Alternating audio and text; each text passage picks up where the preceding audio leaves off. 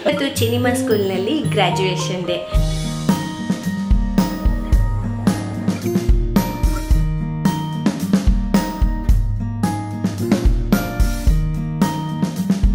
So ಇದು complete ಆಗಿ ರಾಜದ idea, ನನಗೆ ಹೊಳಿಲೇ ಇಲ್ಲ ಹೇಳಬೇಕು ಅಂದ್ರೆ.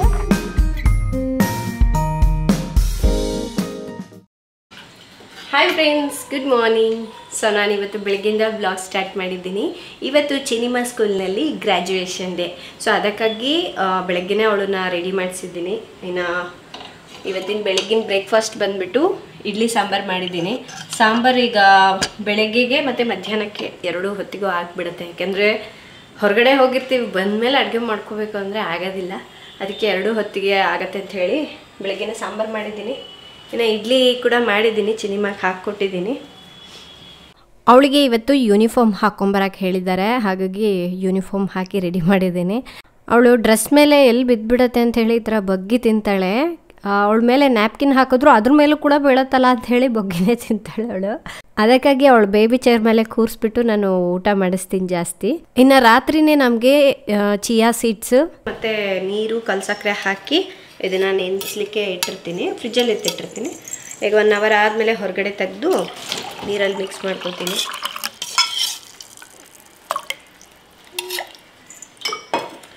ಬಿಸಿಲು ಬೇರೆ ಅಲ್ವಾ, ಸೊ ಕುಡಿದ್ರೆ ಚೆನ್ನಾಗಿ ತಂಪು, ವೆಯ್ಟ್ ಲಾಸ್ಗೂ ಹೆಲ್ಪ್ ಮಾಡುತ್ತೆ ಮತ್ತು ಒಳ್ಳೆ ಫೈಬರ್ ಕಂಟೆಂಟ್ ಇರುತ್ತೆ ಅದರಲ್ಲಿ.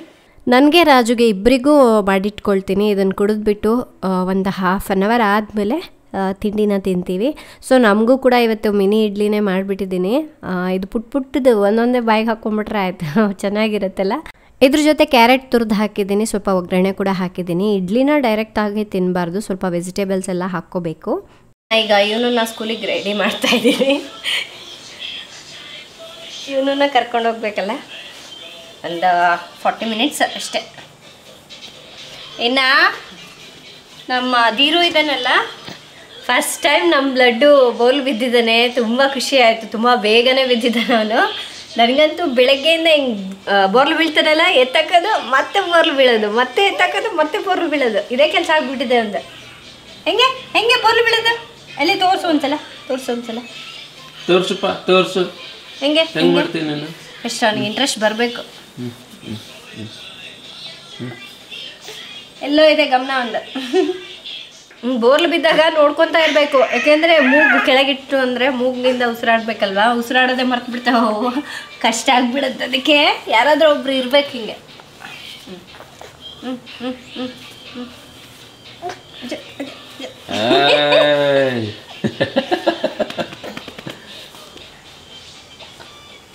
ಚಿನಿಮಾನು 3 ಮಂತ್ಸ್ಗೆ ಅಲ್ಲ ರಜು ಬಿದ್ದಿದ್ದು, ಶಾರ್ಟ್ ಕೂಡ ಮಾಡಿದ್ವಿ ಅವಾಗ, ನೆನಪಿದೆ ನನಗೆ. 3 ಮಂತ್ಸ್ಗೆನೆ ಅದು ಡಬಲ್ ರೋಲ್ ಆಗ್ಬಿಡೋಳು. ಮತ್ತೆ ಅಪ್ಪಗಂತ ತೋರಿಸಿ ನೀನು.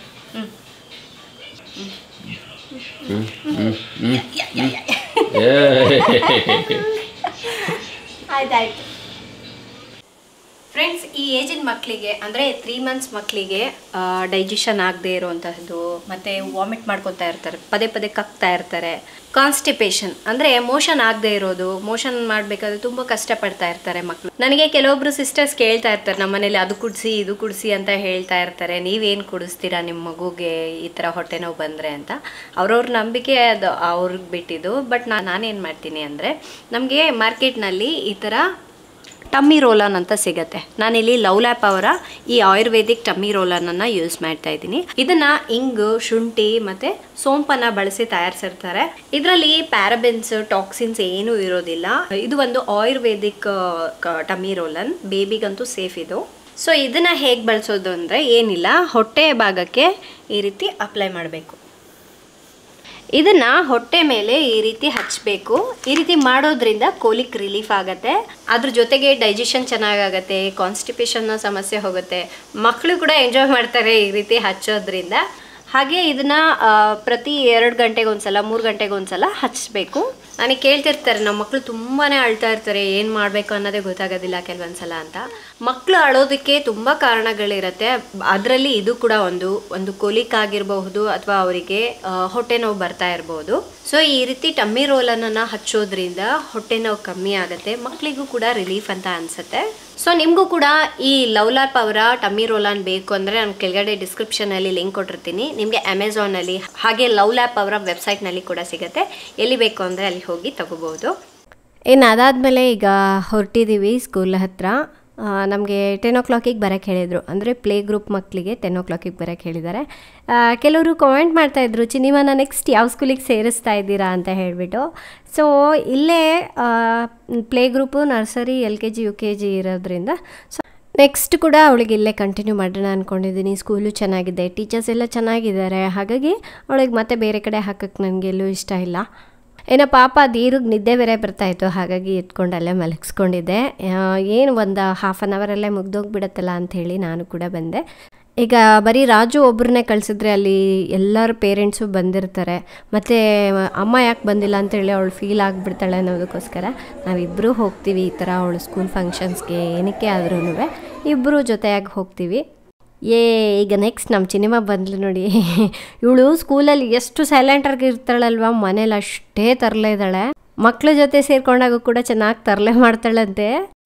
ಇವ್ರು ಬಂದು ಅವ್ರ ಕ್ಲಾಸ್ ಟೀಚರು ತುಂಬ ಚೆನ್ನಾಗಿ ಹೇಳ್ಕೊಡ್ತಾರೆ. ಇಲ್ಲಿ ಇನ್ನೊಂದು ಏನು ಗೊತ್ತಾ, ಈಗ ಒಬ್ಬೊಬ್ಬರು ಮನೇಲಿ ಅವರ ಮದರ್ ಟಂಗ್ ಇರುತ್ತೆ, ತೆಲುಗು, ಹಿಂದಿ, ಕನ್ನಡ ಅಂದ್ಕೊಳ್ಳಿ. ಸೊ ಅದಕ್ಕೆ ತಕ್ಕನಂಗೆ ಈ ಟೀಚರ್ಸ್ ಕೂಡ ಆ ಲ್ಯಾಂಗ್ವೇಜಸ್ ಎಲ್ಲ ಕಲ್ತ್ಕೊಂಡು ಆ ಮಕ್ಳ ಜೊತೆ ಮಾತಾಡ್ತಾ ಸೊ ಅವರು ಅಳ್ದೇ ರೀತಿಯಾಗಿ ನೋಡ್ಕೊಳ್ತಾರೆ. ಸೊ ಅದು ನನಗೆ ತುಂಬ ಇಷ್ಟ ಆಯಿತು. ಏಕೆಂದರೆ ಏನು ಲ್ಯಾಂಗ್ವೇಜ್ ಕಲಿಯೋದಂದ್ರೆ ಅಷ್ಟು ಈಸಿನಾ ಹೇಳಿ, ಒಬ್ಬೊಬ್ಬರು ಒಂದೊಂದು ಭಾಷೆ ಮಾತಾಡ್ತಾರೆ. ಆ ಭಾಷೆಗಳನ್ನೆಲ್ಲ ಕಲ್ತ್ಕೊಂಡು ಆ ಮಕ್ಳ ಜೊತೆ ಹೊಂದ್ಕೊಳ್ಳೋದು ತುಂಬಾ ಕಷ್ಟದ ಕೆಲಸ.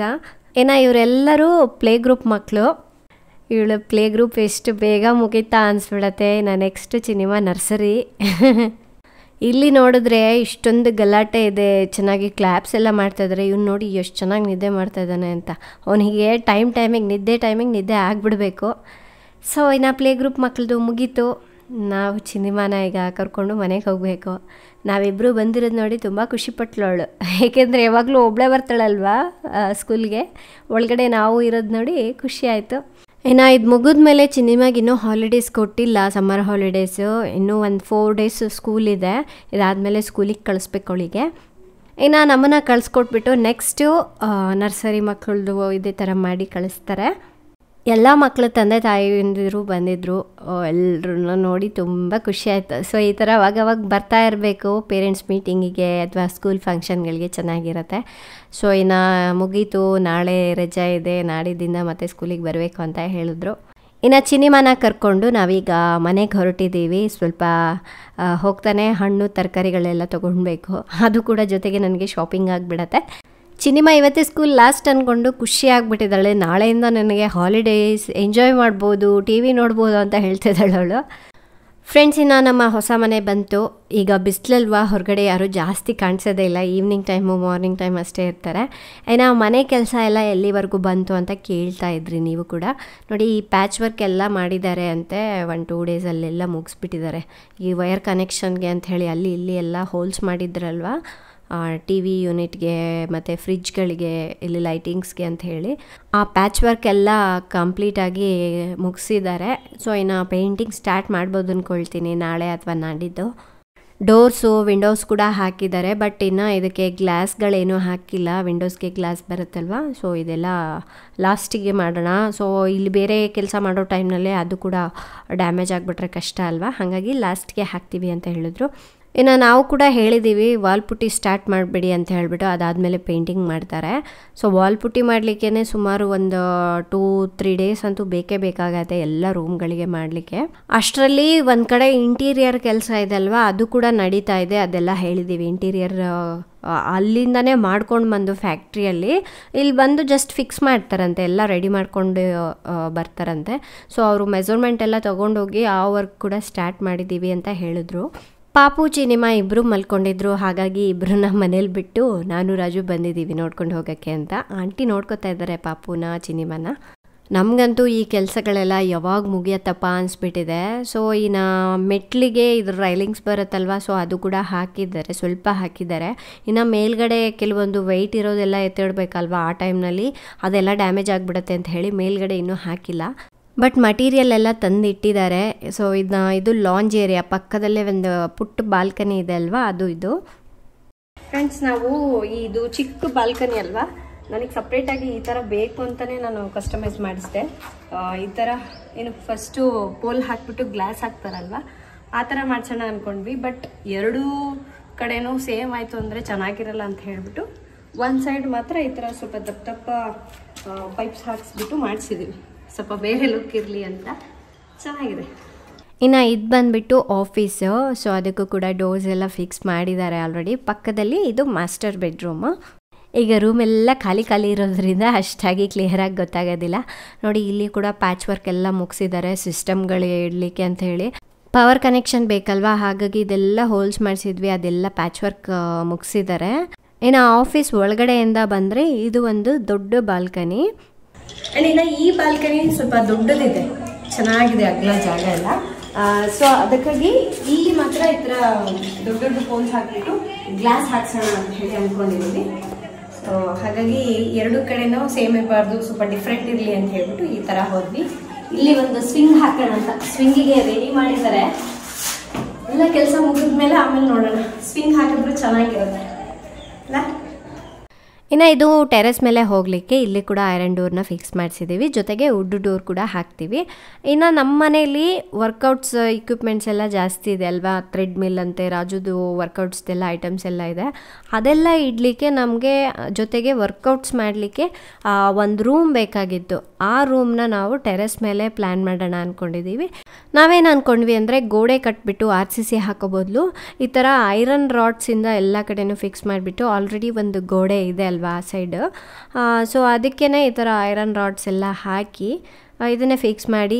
ನಮ್ಮ ಫಾರ್ಮ್ ಹೌಸಲ್ಲಿ ಒಂದು ಹಂಚಿನ ಮನೆ ಇದೆ ಅಲ್ವಾ, ಸೊ ಅದೇ ಕಾನ್ಸೆಪ್ಟಲ್ಲೇ ಇಲ್ಲಿ ಒಂದು ನಾವು ವರ್ಕೌಟ್ಸ್ ಮಾಡಲಿಕ್ಕೆ ಒಂದು ರೂಮು ಇರುತ್ತೆ, ಜೊತೆಗೆ ಒಂದು ಪೆಂಟ್ ಹೌಸ್ ಥರನೂ ಇರುತ್ತೆ ಅಂತ ಹೇಳಿ ಪ್ಲ್ಯಾನ್ ಮಾಡಿ ಇದನ್ನು ರೆಡಿ ಮಾಡಿಸಿದ್ವಿ. ಸೊ ನಿಮಗೆ ಕ್ಲಿಯರಾಗಿ ಅರ್ಥ ಆಗಲಿ ಅಂತ ಹೇಳಿಬಿಟ್ಟು ಈ ಜಿಮ್ ರೂಮ್ ಏನು ಪ್ಲ್ಯಾನ್ ಮಾಡಿದ್ವಲ್ವ ಅಲ್ಲಿಂದ ಹಿಡಿದು ಎಂಡ್ವರೆಗೂ ಕ್ಲಿಪ್ಸ್ನ ಹಾಕ್ತಾ ಇದ್ದೀನಿ ಈ ವಿಡಿಯೋದಲ್ಲೇ. ಇನ್ನು ಮೇಲ್ಗಡೆ ಬಂದುಬಿಟ್ಟು ಮಂಗಳೂರು ಹಂಚ್ಗಳನ್ನ ಹಾಕ್ಸೋಣ ಅಂದ್ಕೊಂಡಿದ್ದೀವಿ, ಜೊತೆಗೆ ತಂಪು ಇರುತ್ತೆ. ಇಲ್ಲಿ ಟೆರೆಸ್ ಮೇಲೆ ಸ್ವಲ್ಪ ಬಿಸಿಲು ಜಾಸ್ತಿ ಇರುತ್ತಲ್ವ, ಹಂಚೆಲ್ಲ ಇತ್ತು ಅಂದರೆ ನಮಗೂ ಒಂದು ಪೆಂಟ್ ಹೌಸ್ ಲುಕ್ ಬರುತ್ತೆ. ಆ್ಯಂಡ್ ಜೊತೆಗೆ ನೋಡಲಿಕ್ಕೂ ಲುಕ್ ವೈಸ್ ತುಂಬ ಚೆನ್ನಾಗಿ ಕಾಣುತ್ತೆ ಅದು. ಇನ್ನು ಈ ಪೆಂಟ್ ಹೌಸ್ ಅಂದರೆ ಈ ವರ್ಕೌಟ್ಸ್ ರೂಮ್ ಏನಿದೆ ಅಲ್ವಾ, ತುಂಬ ದೊಡ್ಡದಾಗಿ ತುಂಬ ಚೆನ್ನಾಗಿ ಬಂದಿದೆ. ಇಷ್ಟು ಅಗಲ ಬರುತ್ತೆ ಅಂತ ಅಂದ್ಕೊಂಡಿರಲಿಲ್ಲ, ತುಂಬ ಅಗಲ ಆಯಿತು. ಅದಕ್ಕಾಗಿ ನಾವು ಇದರಲ್ಲೇ ಪೆಂಟ್ ಹೌಸ್, ಇದರಲ್ಲೇ ವರ್ಕೌಟ್ಸ್ ಮಾಡಲಿಕ್ಕೂ ಕೂಡ ಎರಡು ಥರನೂ ಮಾಡ್ಕೊಂಬಿಡೋಣ ಅಂತ ಹೇಳಿ ನಾನು ರಾಜು ಪ್ಲ್ಯಾನ್ ಮಾಡಿದ್ವಿ. ಏಕೆಂದರೆ ನಾವು ಇರೋ ಹಳೆ ಮನೆಯಲ್ಲಿ ವರ್ಕೌಟ್ಸ್ ಮಾಡಲಿಕ್ಕೆ ಅದಕ್ಕೆ ಸಪ್ರೇಟಾಗಿ ಜಾಗ ಇರಲಿಲ್ಲ. ಥ್ರೆಡ್ ಮಿಲ್ ಯಾವುದೋ ಒಂದು ಮೂಲೆಯಲ್ಲಿ ಇಟ್ಟಿದ್ದೀವಿ. ವರ್ಕೌಟ್ಸ್ ಏನಾದರೂ ಮಾಡಬೇಕು ಅಥವಾ ಥ್ರೆಡ್ ಮಿಲ್ ಮೇಲೆ ಓಡಬೇಕಂದ್ರೂ ತುಂಬಾ ಕಷ್ಟ ಆಗೋದು, ಎಲ್ಲಿ ಬಿದ್ದುಬಿಡ್ತೀವಪ್ಪ ಹೆದರ್ಕೊಂಡು ನಾವು ಅದ್ರ ಮೇಲೆ ಓಡಬೇಕು, ಅಷ್ಟು ಕಷ್ಟ ಆಗೋದು.